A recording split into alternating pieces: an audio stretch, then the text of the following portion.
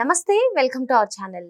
Senior నటుడు రాజేంద్ర ప్రసాద్ ఇటీవల కొన్ని వివాదాస్పద వ్యాఖ్యలు చేస్తూ వార్తల్లో నిలుస్తున్నారు. మరి ఈ నేపథ్యంలోనే ఆయన క్షమాపణలు చెప్పి ఇకపై ఇలాంటి వ్యాఖ్యలు చేయనని కూడా చెప్పారు. దీనిపై పూర్తిగా విశ్లేషించడానికి మనతో పాటుగా ఉన్నారు senior journalist doctor Vadlamani Kanakadurga గారు. నమస్తే మేడం. నమస్తే అండి. ఇటీవల రాజేంద్ర ప్రసాద్ చేసినటువంటి వ్యాఖ్యలు తీవ్రంగా చర్చనీయాంశం అయ్యాయి, మరి వైరల్ కూడా అయ్యాయి మేడం. మరి ఇకపై ఇటువంటి వ్యాఖ్యలు చేయను, నువ్వు అని కాదు మీరు అని సంబోధిస్తానంటూ ఆయన క్షమాపణలు చెప్పడం జరిగింది. ఏమంటారు ఈ సంఘటన గురించి, మీరేమంటారు? మంచిదే కదండి. ఒక మనిషి అంటే తెలిసి చేసినా తెలియక చేసినా తప్పు తప్పే. సరే, ఆయన కూతురు పోయిన దుఃఖంలో ఉన్నారు. ఇటీవల కాలంలో 3 సార్లు ఆయన ముగ్గురు నలుగురిని యాక్చువల్గా డేవిడ్ వార్నియర్ని ఒకసారి, దెన్ మొన్న అలీ గారిని, దెన్ రోజా గారిని, మురళీమోహన్ గారిని, ఇంతమందిని అంటే వయసు వచ్చే కొద్దీ మనిషికి కొంచెం బ్యాలెన్స్ తప్పుతుంది అంటారు. సరే, దానికి ఏమీ చేయలేరు ఎవరు కూడా. కానీ ఒకసారి మీరు ఒక పబ్లిక్ ఫిగర్ అయ్యాక మీరు కొంచెం ఆలోచించుకోవాలి కదా మాట్లాడేటప్పుడు. ఇప్పుడు కమల్ హాసన్ కూడా ఆయన తమిళం నుంచి కన్నడ పుట్టింది అనకుండా తమిళం కన్నడ అక్క చెల్లెళ్ళు అంటే సరిపోయి ఉండేది, గొడవ అయి ఉండేది కాదు. ఇప్పుడు కూడా నేను క్షమాపణ చెప్పను, నాకు తమిళ ముఖ్యం, తమిళ ఇది, నేను తమిళ వాడిని అంటూ ఆయన ఏదో కొన్ని కమెంట్స్ చేశాడు ఆయన. ప్లస్ తమిళ వాళ్ళు ఇస్తున్న సపోర్ట్కి ధన్యవాదాలు చెప్పాడు ఆయన.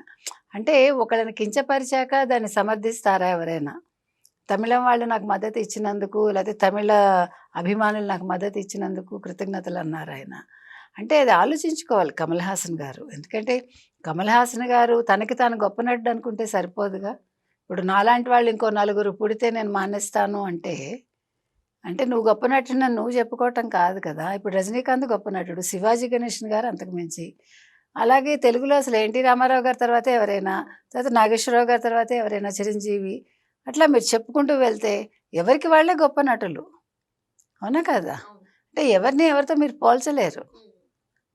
వెర్స్టైల్ యాక్ట్రెస్ అంటే మన ఎన్టీ రామారావు గారు, నాగేశ్వరరావు గారు అసలు వివిధ రాష్ట్రాలకు చెందిన సాధువులకు సంబంధించి చేశారు ఆయన. ఒక భక్త తుకారాం కావచ్చు, మరొకళ్ళు కావచ్చు. అంటే ఆ డిఫరెంట్ ఇది క్యారెక్టర్ ఏదైనా పండించగలడు ఆయన. పండరంగడు కావచ్చు, అది చెయ్యాలి, నిర్భయంగా చేయగలగాలి. ఇక రామారావు గారు, ఆయన రాముడు, రావణుడు, కృష్ణుడు, శివుడు, దుర్యోధనుడికి ఒక గొప్పతనాన్ని ఆపాదించిన వ్యక్తి ఆయన క్యారెక్టర్ చేసి. దుర్యోధనుడికిను భానుమతికి అక్కడ ప్రభ వేశారు. చిత్రం హయారే విచిత్రం. అసలు అంటే నేను అనేది ఆ రకంగా ఇంకా మళ్ళీ ఎవరు లేరండి. ఎవరు ఎస్వి రంగారావు గారు. అసలు ఎస్వి రంగారావు గారు లాంటి నటుడు మళ్ళీ పుడతాడండి? నభూతో నా భవిష్యత్తు. అందుకని మనం అనేది ఆయన చాలా గొప్ప నటుడు అయి ఉండొచ్చు. రకరకాల క్యారెక్టర్ వేసాను, రకరకాల పాత్రలు చేశాను నేనంటే. మీకు ఎస్ జానకి గారి మావయ్య గారు ఉండేవారు. ఆయన స్టేజ్ మీద ఒక నిమిషంలో రకరకాల క్యారెక్టర్స్ మారుస్తూ ఉండేవాళ్ళు. ఇప్పుడు మదర్ థెరీసా లాగా వస్తారు ఆయన. మళ్ళీ లోపలికి వెళ్ళి బట్టలు మార్చుకుని ఒక నిమిషంలో వచ్చేస్తాడు ఆయన. వచ్చి మళ్ళీ ఇందిరాగాంధీనో లేకపోతే ఎవరైతే పెద్దలు ఉంటారో వాళ్ళలాగా అనమాట. ఒక అబ్దుల్ కలాం లాగానో ఇంకెవరిలాగానో. అంటే స్టేజ్ మీద ఆయన మీకు ప్రత్యక్షంగా చూపిస్తాడు ఆ క్యారెక్టర్. అదెంత అద్భుతం అది. ఇప్పుడు నేను అనేది, ఇప్పుడు రజనీకాంత్కు ఉండే ఫ్యాన్ ఫాలోయింగ్ మీకు తెలుసు. అసలు అదొక స్టైల్ అయింది. ఆయన స్టైల్ ఇంకెవరికి లేదు వాళ్ళల్లో. అలాగా ఎవడి ప్రత్యేకత వాడిది కదా. కాబట్టి చెప్పొచ్చేది ఏంటంటే ఒక్కొక్కళ్ళు ఒక్కొక్క తరహాలో ఉంటారు. కాబట్టి ఇవాళ కమల్ హాసన్ నేను తగ్గను అంటే వచ్చిన నష్టం ఆయనకు లేదేమో, మరి మనకు తెలీదు. 15 కోట్లు నష్టం మాకు కన్నడలో రిలీజ్ చేయకపోతే అంటే ఓకే, 15 కోట్లు మీరు రిలీజ్ చేయకపోతే నష్టం అయితే మేము డబల్ చూస్తామని తమిళ వాళ్ళు అన్నారు. ఓకే, అది వాళ్ళ ఇష్టం. కానీ రాజేంద్ర ప్రసాద్ గారు తగ్గి తను తాను గుర్తించుకుని ఓకే నేను ఇలా చేయకూడదు, ఇంక మీద ఇలా మాట్లాడను జీవితకాలం అని ఆయన బాధపడి క్షమాపణలు కోరుకున్నారు అంత పెద్ద మనిషి. అది హర్షించాలండి. అంటే ఇవన్నీ కూడా పెద్దలు సెట్ చేయాలి ఇలాగా. ఇప్పుడు రాజేంద్ర ప్రసాద్ గారు నా అంతటి వాడు లేడు అనుకుని నేను తగ్గను అనకుండా ఆయన తగ్గటం అనేది గొప్ప విషయమే కదా.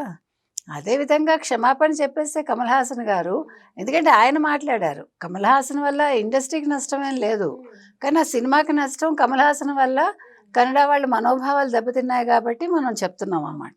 సో ఏది ఏమైనా ఇవాళ రాజేంద్ర ప్రసాద్ గారి వల్ల ఒక మంచి పని జరిగిందండి.